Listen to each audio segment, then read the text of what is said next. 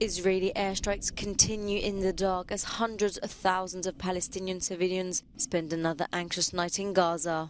Israeli troops backed by tanks have expanded their operations inside Gaza, amid reports that IDF troops have cut off the key main north-south road near Gaza City, indicating Israeli forces may be trying to cut off Gaza City. Prime Minister Benjamin Netanyahu has ruled out a ceasefire in Gaza, declaring this is a time for war.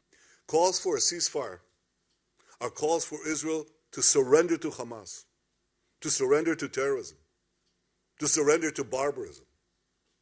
That will not happen. Ladies and gentlemen, the Bible says that there is a time for peace and a time for war. This is a time for war. Aid agencies are reporting that the humanitarian crisis in Gaza continues to worsen. There is insufficient water, food, medicine and fuel. The International Criminal Court's top prosecutor, Karim Khan, said impeding aid could constitute a war crime.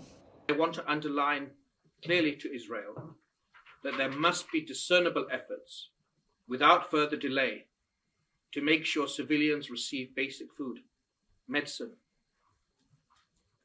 anesthetics, morphine.